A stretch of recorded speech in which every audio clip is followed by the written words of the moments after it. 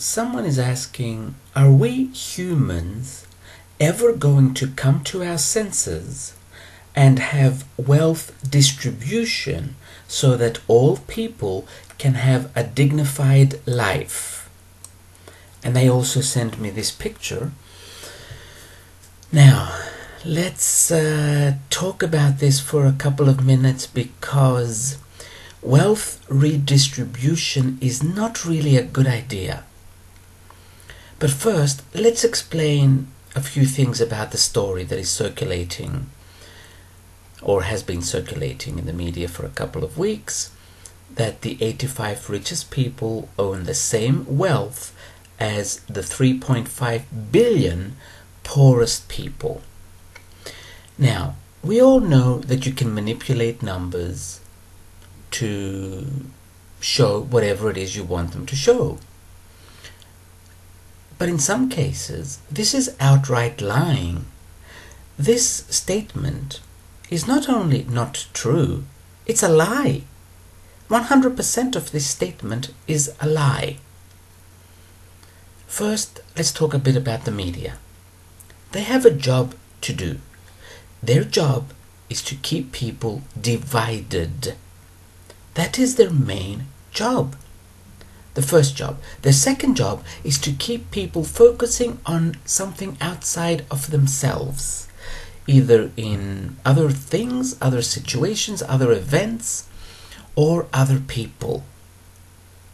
And that way we don't look in, we don't focus on us, and others can continue playing the games they're playing. That's the media's job. No need to hate them. It's the job they chose to do. This is a game. Earth is a game. But if you know it, then you stop watching television.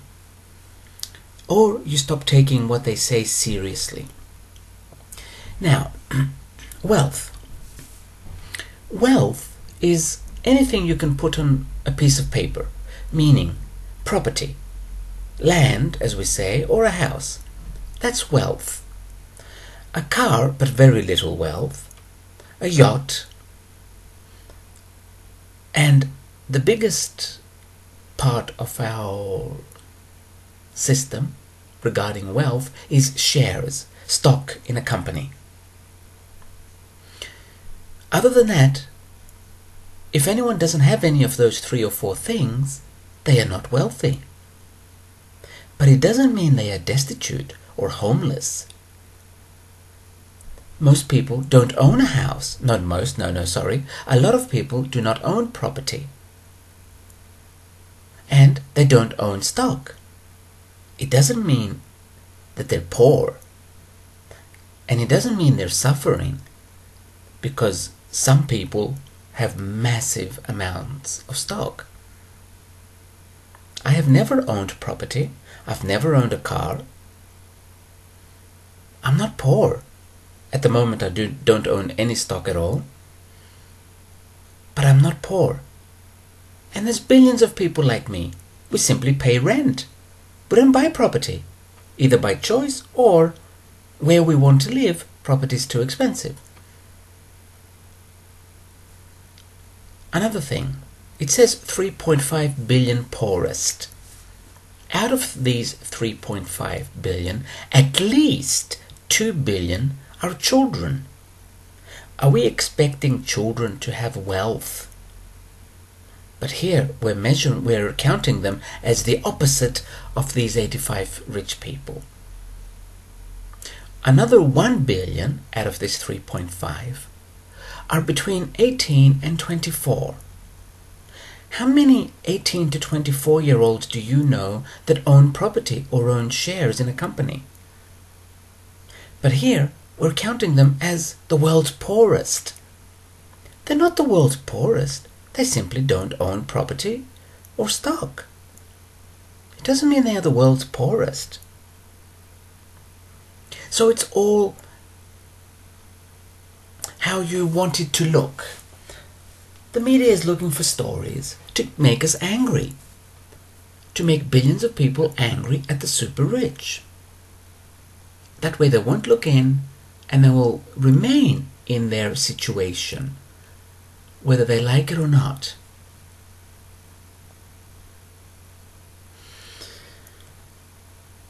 Now,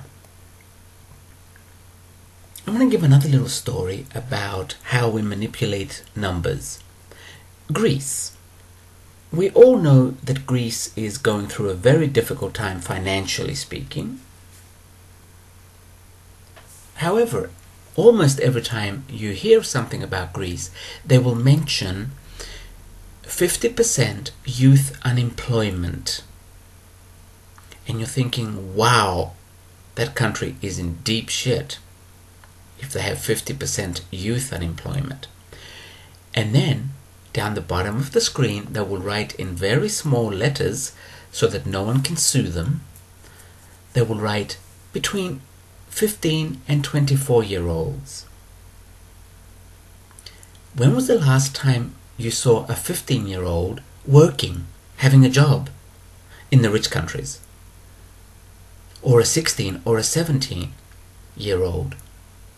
But we're counting them as unemployed because we use the logic, well, they could have a job if they wanted to. Yes, but they're still in school. They never had jobs before the financial crisis. You didn't count them as unemployed then. So why are you counting them as unemployed now? And in countries like Greece, where people are obsessed with education, most people are actually in school till 24, till they finish college. So we are now counting all the students as unemployed. This is what I mean by you can manipulate numbers. Of course, this is nothing new, you know this. But this is a total lie, total fabrication, that Greece has 50% youth unemployment. And that's exactly how this statement here is as well. Now, let's talk a little bit about redistributing wealth. I'm not going to argue the morals of it. If you want to do it, go ahead. I personally don't think it's a good idea, but that's not my job, so I'm not going to argue too much about that. The reason I don't think it's a good idea is because it takes away incentive. People then won't have the incentive to either work harder or to start thinking harder, to invent new things, to make things work better. So if you take away that incentive, our civilization would suffer, our economy would suffer, and then all of us would be miserable and poor. That's one reason. Another reason is I'm not for everything that this financial system stands for. However, this system, this economy that we have, which is far from perfect, but we never focus on how many billions of people it has taken out of poverty. Yes, the meaning of life is not just to not be in poverty. However, after we come out of poverty, we have choices. We then can choose which reality we would like to live in. So, from that perspective, the system is perfect. Now, it will change. Going to the fifth dimension, the system will change. But there will never be a wealth redistribution because that's not really the problem. We need to focus on the people we call poor, because not everybody we call poor is actually poor. But we need to focus on the people we call poor to assist them or to give them ideas, if they would like, to come out of it.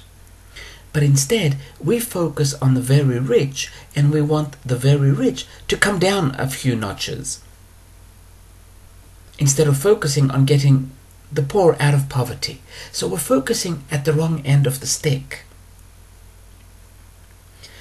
Now, let's assume though for a moment that we decide to have wealth redistribution. Let's take Bill Gates, because everybody knows Bill Gates. At the moment, his stock or his wealth is worth around $70 billion. You might say that's a lot of money, he doesn't need that much money, blah, blah, blah. Money, by the way, has nothing to do with need. Meaning, I didn't say this correctly, but I'm going to skip it because I want to go to something else. Now, you take Bill Gates's $70 billion of Microsoft stock and you want to give it to the poor. You can't just give them shares on a piece of paper. I mean pieces of paper that says this is so many shares of Microsoft. You're going to need to sell them to give them the cash. As soon as you start selling Microsoft shares and you reach about, let's say, 0.5%, the stock price will plummet. And by the end of the trading day, those $70 billion would probably be worth about $20 billion. Simply because you have sold so many shares. We know very well that something is only worth as much as someone else is willing to pay for it. This is where the phrase came from, who wants that? If nobody wants it, it's worthless. So if you're selling Microsoft shares in large numbers in order to take this money and give it to the poor, it shows that nobody wants these shares, no one else will start buying shares, so the share price plummets. If you continue this the second day, Microsoft shares will be worth around, those $70 billion that you took from Bill Gates will probably be worth around $2 billion. You would lose about $68 billion. Why? Because it's not real. This was my elbow on the table, by the way. This wealth is not real. It is superficial. And it can go up and down at a whim. So this kind of wealth redistribution does not work. We need to find another way without taking it from those who have amassed it. That's what the game they like to play. Let them play it. Also, most of them are that rich simply because their company's value is so high. And the reason their company's value is so high is because people buy their stock thinking that in the future the value would be even higher. They would be worth even more. Also, these people who buy their stock already have money. So it's not like these companies have taken money from the poor and poured it and put it into their companies, and their companies have become so big. And we need to stop thinking or saying the phrase that people are poor because others have too much. It doesn't work this way. It just doesn't. Money is like oxygen. It's like the water in the ocean. And if you say that I'm poor because someone else is very rich, it's like saying I don't have enough oxygen because the yogis on the mountains are taking deeper breaths. That's exactly how silly it sounds when we say phrases like people are poor because others are very rich. Now, we also showed pictures of rich people laughing with each other, having a good time, not caring about us poor people. Of course, you can make the picture show anything you want it to show, but you see, Earth has many realities. If you have that kind of money, or even a little bit of money, you're attracted, you're pulled into, you're sucked into a different reality where everyone around you has the same or a lot of money. And you're having fun. Birds of a feather stick together. It's that simple. And we see these images of these rich people in their parties, in their cars. Well, where else would they be? Like attracts like. Of course they would stick together and have fun. They have things to talk about. But this happens in every level of society. Nobody shows pictures of the poor having a good smile, which they do, having a good laugh, which they do, and underneath in the picture write, they don't care about the rich. That's how silly we sound when we show the opposite. So instead of focusing on wealth redistribution, I would say focus on taking even more people out of poverty. We have literally taken billions out. I remember just a few years ago, the population of India, 90% of them, if not 95, were totally poor. India's middle class is now over 500 million. These are numbers that we can't even fit into our head. And this is a country that is still considered poor. And yet they have a middle class that's almost twice the amount of America's middle class. And America has been rich for over a century. So don't blame the system. It's not perfect, we know that. No one is saying it is perfect. But then again, what is perfect in our world? Nothing. Try and get pulled into the reality you want to live in, or you would like to experience.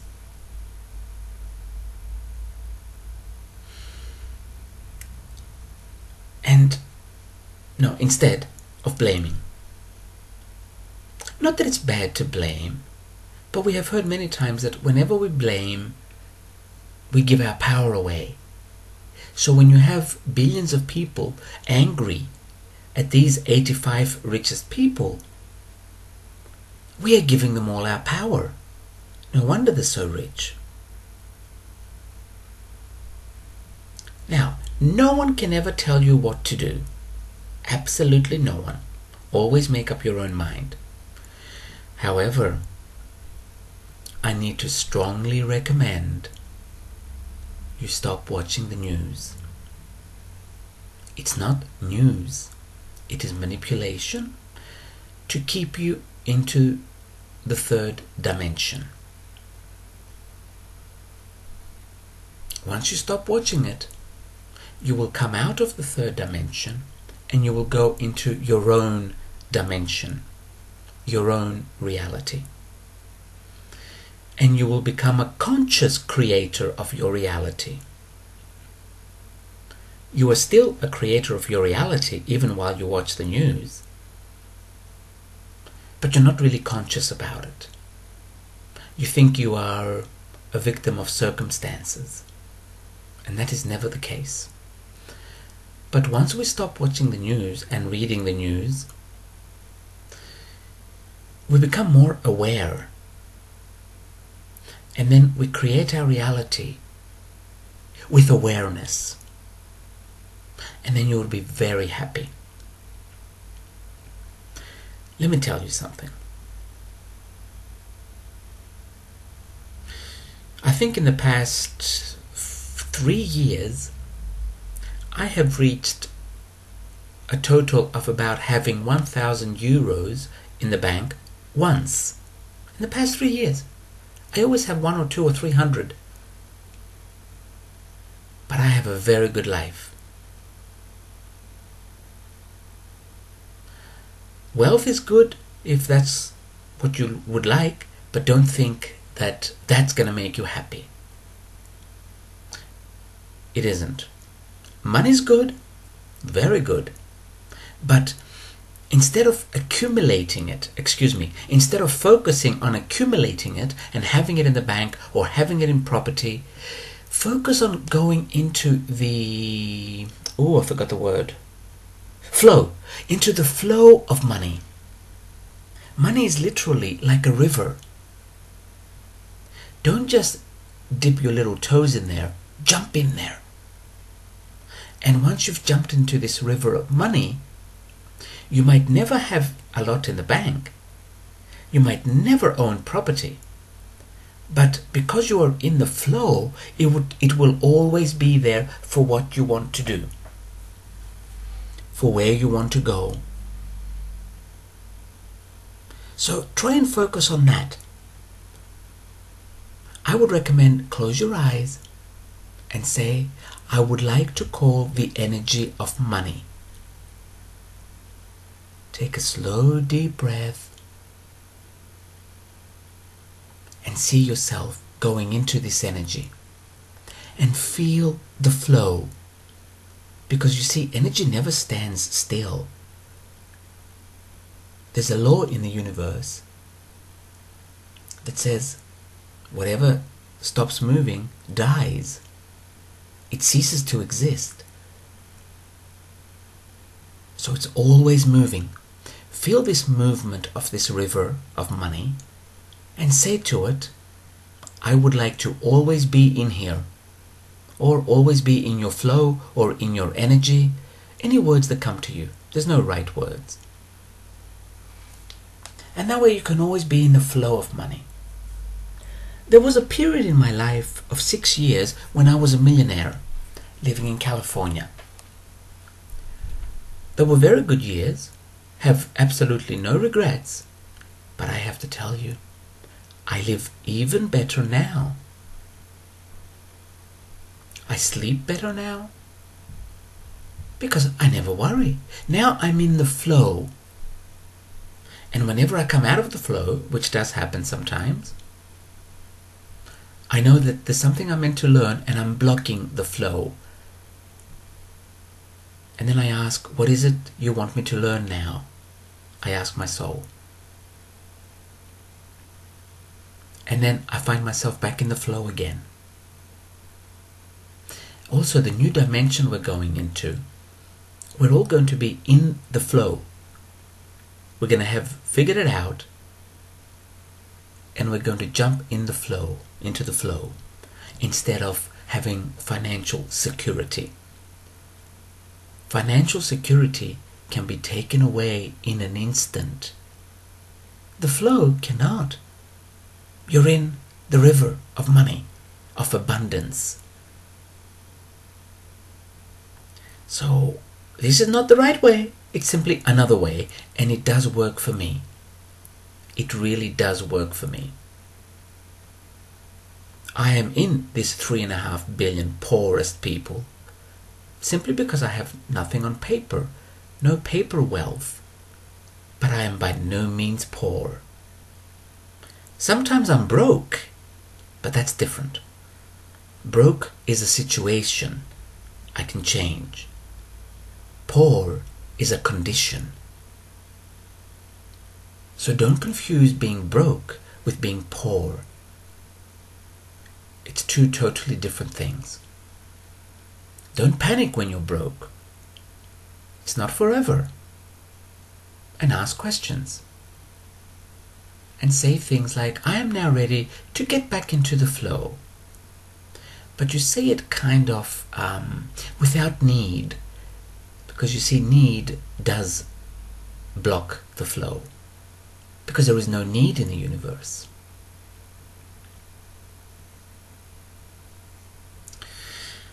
I think I'll leave it at this because this one's a long one and I don't want people to get bored.